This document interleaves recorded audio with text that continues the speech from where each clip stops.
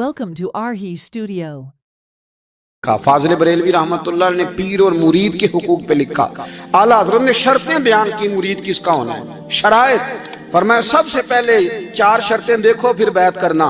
पहली बात ये कि वो बंदा इतना आलिम है कि जरूरत के मसले बता सके, जाहिल की बैत जायज नहीं। और दूसरे नंबर पे फरमाया ये भी देखो कि एलानिया गुनाह तो नहीं करता, जाहिरी तौर पर शरीयत का पाबंद है।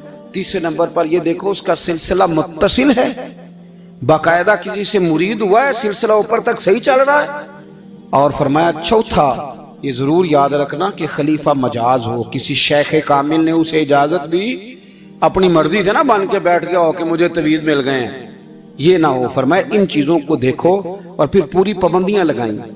किसी ने पूछा पीर और मुरीदनी का पर्दा है, तो आला हज़रत फरमाने लगे नबी पाक की जो बीवियां ना वो मोमिनों की माएँ हैं, उनको कुरान ने माँ का है, तो अगर उस माँ का बेटे से पर्दा है तो फिर मुरीदनी का पीर से पर्दा क्यों नहीं। फरमाया वाजिब है मुरीदनी के लिए पीर से पर्दा करना वाजिब है। आपको एक बुजुर्ग थे, उन्होंने अपने यहाँ जलसे पे बुलाया, जब आप पहुंचे तो वो औरतों को नंगे मुंह तावीज दे रहे थे। आपने दूर से देखा तो वापस आ गए। वो दौड़े पीछे, कहने लगे मौलाना कुछ तो ख्याल करें, लोग क्या सोचेंगे, ऐसे ही चले गए। तो आप फरमाने लगे शाह जी आप नबी पाक की शरीयत का ख्याल ना करें तो मैं आपका ख्याल करूं, शरीयत इस्लामिया का ख्याल नहीं कर रहे, बेपर्दा औरतों में बैठे हो। वो कहने लगे मैं तौबा करता हूं, आज के बाद नहीं करूंगा। फरमाया फिर हाथ बढ़ाइए, फिर मैं आपके हाथों के बोसे लेता हूं। इसलिए कि अगर आप मान गए हैं तो फिर हमारा इख्तलाफ नहीं। सारी जिंदगी दीन की पहरेदारी की। आला हज़रत रहमतुल्लाह अलैह ने आज से 150 साल पहले कहा था मुसलमान अपने बैंक कायम करें, अपना सरमाया। एक जो बातें आज कर रहे हैं ना आपके लोग दानिश्वर, वो 125 साल पहले कहा था कि अपने बैंक बनाओ, आपस में मुसलमान तिजारत करें। फरमाया अपना पैसा एक दूसरे पर खर्च करो, गरीबों को वज़ाइफ दो, वो सारे तरीके अपनाओ जो सहाबा ने और महबूब करीम ने हमें अता फरमाए। मुसलमानों की फलाह पर उन्होंने बड़ा काम किया। वो ज़माना इकबाल पहले कहा करते थे सारे जहां से अच्छा हिंदुस्तान हमारा, फिर अल्लाह ने तौफीक दी तो कहने लगे नहीं खास है तरकीब में कौमे रसूल हाशमी। आला हज़रत उसी ज़माने से कह रहे थे नहीं भाई जो मुस्तफ़ा के गुलाम हैं उनका मनसब और मेयार अलग है। बड़ी मोहब्बत से ज़िंदगी गुजारी, अल्लाह से बड़ा डरते थे। सैयद अयूब अली रज़वी साहब आपके खलीफा हैं। वो कहते हैं छोटा सा बच्चा सुबह सुबह आ गया, कहने लगा हुजूर आपकी कल दावत करनी, आ जाएंगे? आपने फरमाया आ जाऊंगा। कहने लगा मैं यतीम हूँ, बाप मेरा फौत हो गया और मेरा बड़े दिल करता है आपसे मोहब्बत हो गई। फरमाया कब आऊं? उसने कहा कल आ जाना। क्या खिलाओगे? तो चने की दाल उसने झोली में डाली। कहने लगा हुजूर मैं ले आया हूं, रात को भिगाऊंगा, कल आपको खिलाऊंगा। आप बीमार रहते थे, दोपहर को सूजी के बिस्कुट खाया करते थे। सैयद साहब कहते हैं जब वो जाने लगा तो आला हज़रत फरमाने लगे अगर इजाजत दो तो एक बंदा साथ ले आऊं। कहने लगा ले आओ। फरमाते हैं उसके घर गए तो अंदर बैठने की जगह भी नहीं थी। 1000 किताब के मुसन्निफ, लाखों करोड़ों मुरीदों के पीर, उम्मत मुस्लिमा कितने बड़े लीडर।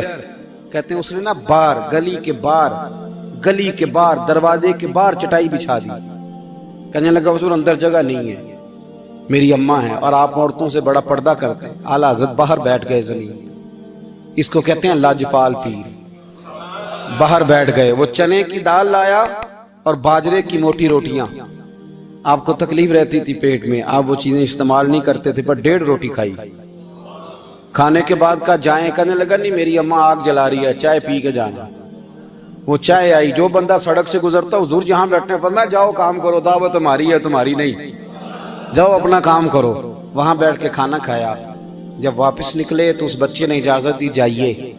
वापस आए तो कुछ चेहरे पे कमजोरी के आसार थे, कुछ तकलीफ पेट में शुरू हो गई। सैयद साहब कहने लगे हुजूर आपने क्या किया, बीमार हो जाएंगे। फरमाने लगे अयूब अली यार बीमारी तो ठीक हो जाएगी, पर तूने देखा नहीं यतीम का दिल कितना राजी हो गया है, कितना राजी हो गया उसका दिल, कितना वो खुश हुआ है। और फरमाया जब यतीम राजी होता है तो अल्लाह भी राजी होता है, अल्लाह के नबी भी राजी होते हैं। बड़ी परहेजगारी वाली जिंदगी गुजारी। 3 बातें उनकी जिंदगी का उसूल था। एक फरमाते थे तमस्सक बिद्दीन करो, मजबूती के साथ दीन को पकड़ लो। और दूसरा फरमाते थे जो अल्लाह रसूल के दुश्मन हैं उनसे हमेशा बचो, जो जरा भी कहीं बेअदबी करे उससे परहेज करो। اور تیسرے نمبر پہ فرماتے تھے اگر سکھ ہی جینا چاہتے ہو تو عشق رسول میں جینا چاہتے. لوگ کہتے ہیں نماز میں دل نہیں لگتا, محفل میں سرور نہیں آتا. ہم جب اینک تنقید کی لگا کے جاتے ہیں تو کیسے مزہ آئے گا؟ جب ہم سامنے والے کو اچھا ہی نہیں سمجھ رہے, سب سے اچھے ہم خود ہیں. میں اکثر کہا کرتا ہوں کہ جب تک ہم تھوڑا سا نیچے بیٹھ کے اوپر نہیں نہ دیکھتے, بندے ہمیں بڑے نظر نہیں آئیں گے, چھوٹے چھوٹے نظر آئیں گے. ہم ہمیشہ اوپر کھڑے ہو کے نیچے دیکھتے ہیں.